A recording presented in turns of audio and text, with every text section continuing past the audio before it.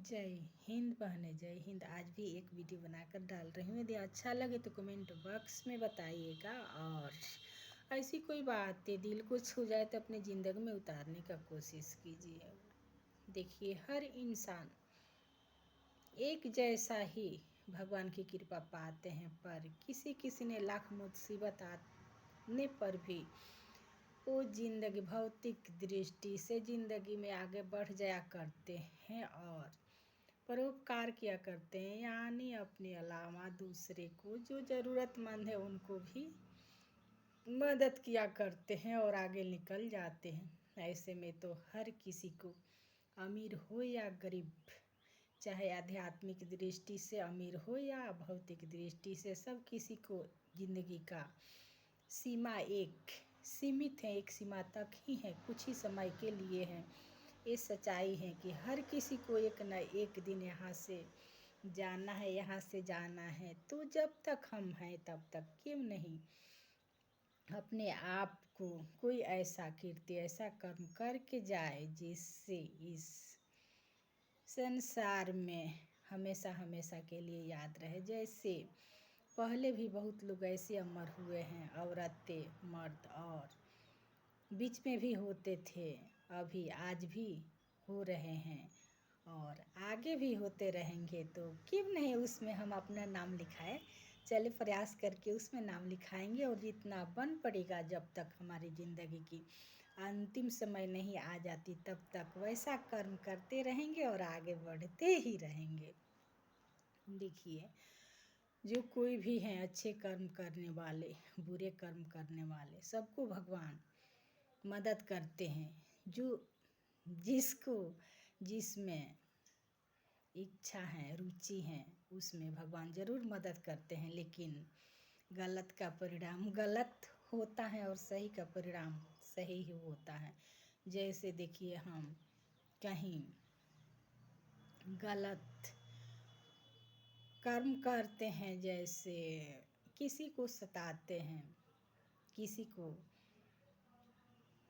किसी दृष्टि से, बात से, या ऐसे शरीर से कुछ ऐसे करके सताते हैं, मतलब जैसे हो सकता है वैसे सताते हैं, तो उसका परिणाम बुरा ही आता है। यदि हम अपने से कमज़ोरों को सताते हैं तो किसी न किसी तरीके से, किसी न किसी मेरे को भी सताते हैं और हम भी कष्ट पाते हैं। तो क्या हम जब जिसको कष्ट देते हैं उसको कष्ट नहीं होता होगा? ज़रूर होता होगा। इसलिए ऐसे विचार करके, ऐसे बार बार विचार करके हम अपने आप को सुधारें, दूसरे किसी को सुधारने की कोशिश न करें, और अपने ऐसे अच्छे व्यवहार से, अपनी आदत से अपने सामने वाले की व्यवहार को बदल डालें।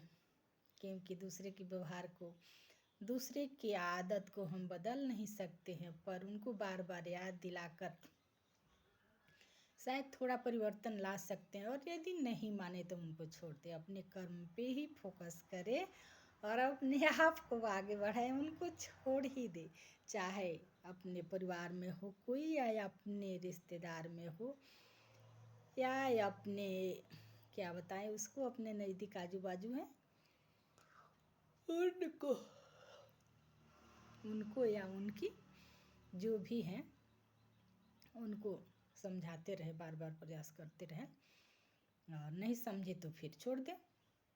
वो अपने मन की इच्छा, अपने मन का भाव पूरा करके, यदि समय समझाएगा तो अच्छा तरीका से समझाएगा। इसलिए हमें ज़्यादा परेशान होने की ज़रूरत नहीं है। जो कुछ भगवान करते हैं हमारे अच्छे के लिए करते हैं, और भगवान की इच्छा के बिना कुछ भी नहीं होता, कुछ भी नहीं होता। जैसे देख लीजिए,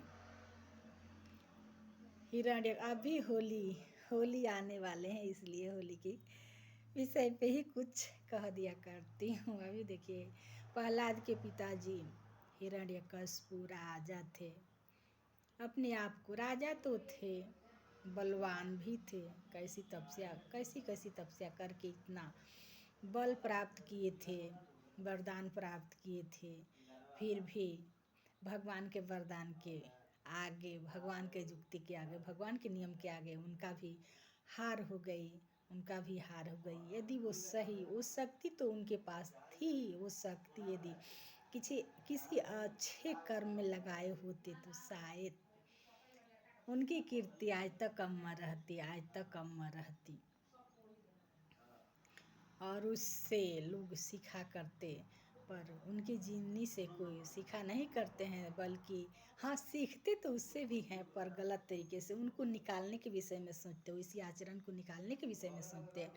उन्हीं का पुत्र प्रहलाद के जिंदगी से हमें शिक्षा मिलती है कि चाहे लाख किसी ने सताए, लाख हमें को कष्ट पहुँचाए, भौतिक दृष्टि से या आध्यात्मिक दृष्टि से जैसे भी कष्ट पहुँचाए, पर हमें सत्य को छोड़ना नहीं चाहिए। हमें सत्य से पराजित नहीं होना, सत्य से हमें मुख को मुड़ना नहीं चाहिए, सत्य को नहीं छोड़ना चाहिए। सत्य हमेशा सत्य ही होता है। जैसे सूर्य को किसी ने छुपा नहीं सकते, वैसे ही सच्चाई है, वैसे ही सत्य हैं। जैसे हम सत्य आचरण कर रहे हैं, सही व्यवहार कर रहे हैं, सही अपने कर्तव्य को पालन कर रहे हैं, फिर भी किसी किसी को देखने में वो गलत लगता है, किसी किसी को देखने में वो गलत लगता है, और तरह तरह के आरोप लगाकर उससे हमारे को मुंह मोड़ने को बोलते हैं, उसको छोड़ने को बोलते हैं। तो ऐसा हमें डर कर नहीं छोड़ना चाहिए, और जो कर्तव्य अच्छा है उसको करना चाहिए, हमें ज़िंदगी में उतारना चाहिए। जैसे देखिए प्रहलाद को कैसे कैसे कष्ट अपने परिवार वालों ने दिए, उनके पिताजी ने ही खुद दिए, उनकी बुआ ने आग में लेकर बैठ गई, फिर भी उनको भगवान पे भरोसा था, अपने भगवान पर भरोसा था, तो उनका बाल भी बांका नहीं हुआ, उनकी बाल भी बांका नहीं हुआ। और कष्ट को उबारने के लिए खुद भगवान को आना पड़ा, खुद भगवान को आना पड़ा।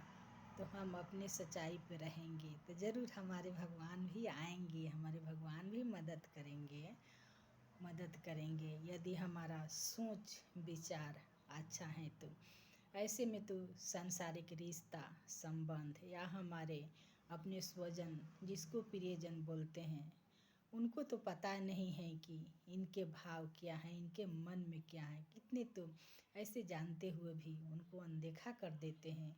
फिर भी जिनको पता नहीं होता है, वो तो भगवान के पता है इनके मन में क्या चल रहा है। वो तो मन का मोहन है, वो तो मन का मोहन है। तो हम कब क्या कर रहे हैं, क्या सोच रहे हैं, क्या आगे करना चाहते हैं, उनको पता होता है, उनको पता होता है। तो इसमें सोचने और घबराने की कोई ज़रूरत नहीं है। अपने सही विचार पे अटल रहे, अपने सत्य कर्म को करते रहे। यदि विचार अच्छा होगा तो भगवान ज़रूर मदद करेंगे, और भगवान के साथ साथ जो सत्य आत्माएँ हैं वो भी मदद करेगी, वो भी मदद करेगी। हम तो सब किसी के अंदर आत्म रूप में ये भगवान का अंश ही हैं, भगवान का अंश ही हैं। और आत्मा की कोई अपनी इच्छा नहीं होती है, वो तो हम अपने स्वभाव के अनुसार अपने भाव को गढ़ते हैं, और जिनको गर्त में गिराना है वो गर्त में गिराते हैं, और जिनको आगे बढ़ाना है वो आगे बढ़ाते हैं।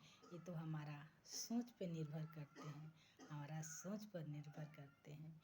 ऐसे में तो इच्छाएं हर किसी की मन में आती हैं, हर किसी की मन में आती हैं, गलत या सही विचार हर किसी के मन में आते रहते हैं। पर अपने बुद्धि से सोच कर विचार कर किया जाता है, करते हैं, वे लोग तो आगे निकल जाते हैं। और कितने लोग अपने भौतिक इच्छाएं को भोगते भोगते आगे जाते हैं, तो लास्ट में वो इच्छाएं पूरी भी नहीं होती, और हम थक जाते हैं।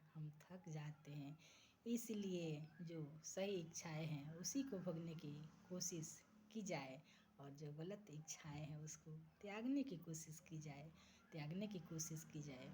और मन में ये भाव रहना चाहिए कि चाहे हम प्रयास तो कर रहे हैं, पर वो हमारे को मिलेगा या नहीं मिलेगा ये तो भगवान ही जानते हैं, ये तो भगवान ही जानते हैं। हमारा तो सिर्फ प्रयास ही अपने हाथ में है, प्रयास ही अपने हाथ में है। जैसे हम एक बीज को बोया करते हैं खेत में, तो वो बीज पनप भी जाता है, अंकुरित हो जाता है, पौधे का रूप धारण कर लेता है, पर उस पे फल आएगा या नहीं आएगा ये तो भगवान ही जानते हैं, ये तो भगवान ही जानते हैं। इसलिए हम टेंशन क्यों लें, सिर्फ भगवान के भरोसे रहे। भगवान को क्या देना है क्या नहीं देना है, भगवान पे अटल रहे, टेंशन न ले, टेंशन न ले। हमारा मकसद ये नहीं है कि सब काम धंधा छोड़कर अपने के जो कर्तव्य है उसको छोड़कर सिर्फ बैठे रहे, भगवान के भरोसे रहे। ऐसे लोगों को तो भगवान भी तरस खाते हैं और उनको भी दुख होता है कि हम सब कुछ इनके सामर्थ्य को दिए हैं तो वो अपना ये कर्म नहीं करते हैं, कर्म नहीं करते हैं। तो हम इमेच्योर न बने, निकामा न बने, अपने सही कर्म को कर्तव्य को पूरा करें और फल की इच्छा न रखें। यदि भगवान के भरोसे रहे, फल के लिए भगवान के भरोसे रहे और हर स्थिति में खुश रहे, खुश रहे। जय हिंद, जय हिंद।